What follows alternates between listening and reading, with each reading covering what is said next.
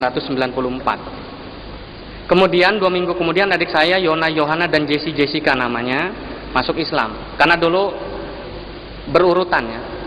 Nah, dengan masuk Islamnya adik saya, gereja waktu itu mengatakan hati-hati, Islam itu virus. Kalau nggak dicegah besok virusnya bisa nyebar sama kamu. Alhamdulillah virusnya virus yang baik, betul-betul ketularan saya gitu ya. Nah, saya masuk Islamnya itu setelah 4 bulan kemudian. Jadi tanggal 5 Mei 1994 baru saya mengucapkan 2 kalimat syahadat.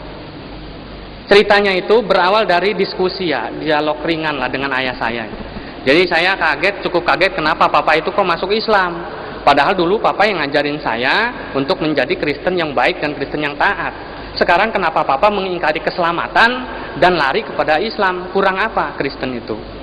Nah, setelah banyak bertanya, kemudian beliau menjelaskan. Ini beberapa hasil diskusinya. Saya catat itu dan saya masih ingat karena saya bukukan ya. Judulnya itu bukunya ini, ya, Injilku yang Ternoda judulnya. Ini hasil diskusi dan dialog antara ayah saya dengan papa saya. Kasusnya pertama saya dijelaskan, nama saya Yori Yonatan, disingkat Yoyon, gitu ya. Ya kan. Ya itulah. Sekarang juga sama kasus namanya Yusuf Ismail. Kalau saya ke Amerika bagus namanya jadi Joseph. Tapi kalau Betawi, orang Betawi manggil saya Ucup, gitu. Nah, jadi pertama kali saya diberitahu bahwa kenapa saya masuk Islam? Karena pertama banyak sekali pelanggaran-pelanggaran yang dilakukan oleh orang-orang Kristen. Kamu ini Yon terhadap Alkitab kamu atau kitab suci kamu. Contohnya apa? Marah saya dulu karena saya juga pengikut Kristus yang sangat setia dulunya. Biar gini-gini juga calon pendeta gitu ya. Nanti kalau udah besar, maksudnya itu alhamdulillah sekarang nggak jadi pendeta gitu ya. Nah, yang pertama tadi salah satu contoh adalah sebetulnya di dalam Injil, di dalam Bible, di dalam Alkitab itu dilarang makan babi. Kenapa kamu makan babi? Lihat kitab Ulangan pasal 14 ayat ke-8. Yang ironis lagi, Alkitab tahun 62 itu tidak ada kata-kata hutan. Yang ada begini juga babi karena memang berkuku belah tetapi tidak memamah biak, haram itu bagi kamu. Alkitab yang sekarang itu ada tambahannya, ditambahin jadi juga babi hutan. Nah ini saya belum bisa terima. Yang kedua contohnya, orang Kristen itu dilarang minum khamr, minum minuman keras. Tetapi kenapa dalam ibadah kamu yang sebulan sekali atau 3 bulan sekali itu yang disebut perjamuan kudus, kamu minum minuman keras? Kemudian orang Kristen harusnya disunat tadi seperti bagaimana yang dikatakan oleh Ustadz Moko Ginta. Dalam kitab Kejadian pasal 17 ayat 10 ada perjanjian antara Allah itu dengan Abraham. Kemudian lagi orang yang saya kaget, ayah saya menunjukkan kalimat syahadat dalam Injil. Saya bingung mana ada kalimat syahadat dalam Injil. Kalau kamu nggak percaya silakan buka kitab Yohanes pasal 17 ayat yang ketiga. Tadi udah disebutkan. Inilah hidup yang kekal itu, yaitu mereka mengenal Engkau satu-satunya Allah yang benar dan mengenal Yesus Kristus yang telah Engkau utus. Ini belum begitu heboh. Saya pikir ini masih biasa-biasa saja. Yang kedua yang membuat saya tercengang adalah ayah saya memberitahukan beberapa cerita porno, mohon maaf ya. Mohon maaf pada bapak-bapak pendeta, ini pengalaman pribadi ya. Jadi ayah saya menceritakan beberapa kasus pornografi dalam Alkitab. Yang pertama, Nabi Daud itu berzina dengan istri panglima perangnya yang namanya Betsheba, istri dari Uria namanya. Nah, dalam kitab 2 Samuel pasal 11 itu diceritakan ayat 1 sampai dengan 27. Kemudian ada lagi yang paling aneh adalah 2 orang saudara perempuan pelacur dalam cerita yang terdapat dalam kitab Yeskiel pasal 23, Ohola dan Oholiba. Dikasih tahu lagi sama ayah saya bahwa beberapa ayat yang mustahil atau tidak masuk akal, yaitu ada cerita Musa memarahi Tuhan dan Tuhannya menyesal. Itu dalam kitab Keluaran pasal 32 ayat 7 sampai dengan 14. Kemudian manusia menang berkelahi melawan Tuhan. Ceritanya Nabi Yakub dalam Kejadian 32 pasal 22, Kejadian pasal 32 ayat 22 sama dengan 32. Yang terakhir ini saya ditunjukkan satu ayat yang akhirnya membuat saya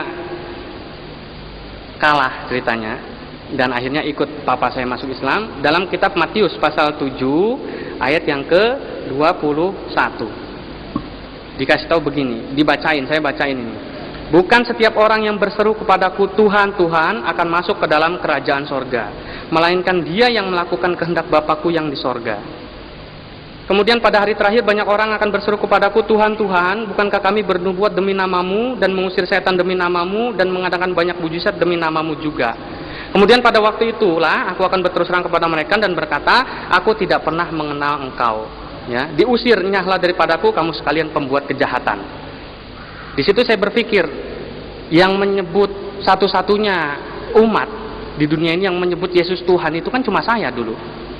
Maka akhirnya kalau nanti dikatakan di sini di hari akhir atau hari kiamat nanti saya diusir sama Tuhan saya, padahal saya sudah banyak waktu itu ikut kegiatan penginjilan yang dilakukan oleh pendeta-pendeta senior saya, berarti sama saja pahala saya sia-sia gitu.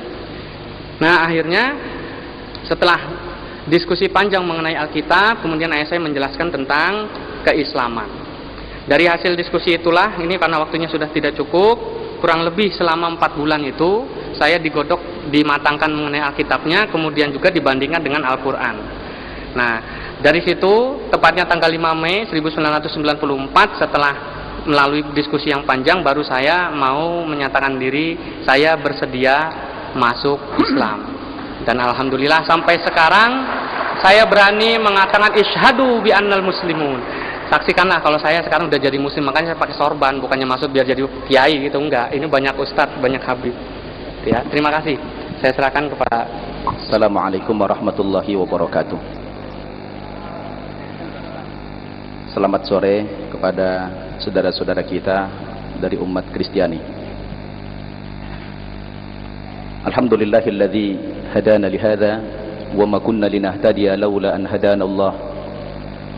Asyhadu an la ilaha illallah wahdahu la syarika lah wa asyhadu anna Muhammadan abduhu wa rasuluh sallallahu wa sallama alaihi wa ala alihi wa ashabihi wa mawalah, amma ba'd.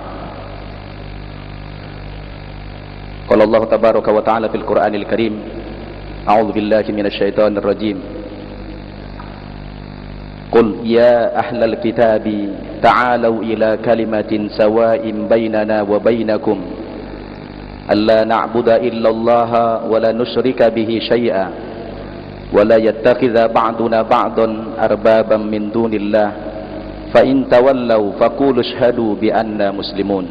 Shadaqallahul azim. Yang saya hormati semua pengurus Arimatea yang telah sukses menyelenggarakan dialog pada sore hari ini, saudara-saudaraku dari umat Kristiani, saya sangat kagum kepada beliau-beliau ini berani hadir di tengah-tengah komunitas muslim. Bapak Ibu tahu enggak kenapa beliau-beliau ini berani hadir di tengah-tengah umat Islam? Alasannya tidak lain karena beliau-beliau ini kan mantan muslim. Sedikit banyak beliau-beliau tahu jikalau agama Islam itu adalah rahmatan lil alamin.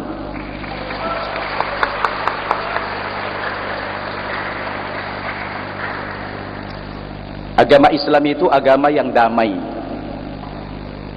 Sesuai dengan kata Nabi, al-muslimu man salimal muslimuna min lisanihi wa yadihi. Yang dikatakan muslim itu apabila dia bisa mengamankan orang lain termasuk muslim maupun non muslim dari gangguan lisan dan tangannya. Jadi beliau tahu itu Islam agama yang damai, makanya berani hadir.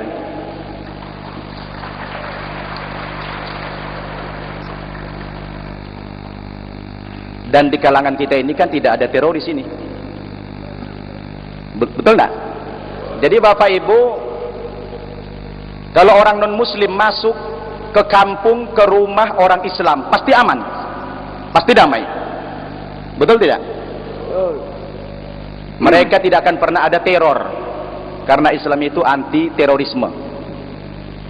Baik Bapak Ibu, biasanya kalau terakhir kan lebih banyak jatahnya. Iya Pak ya, lebih banyak biasanya. Karena saya ini sudah jadi penceramah Jadi kalau ceramah itu minimal 3 jam biasanya.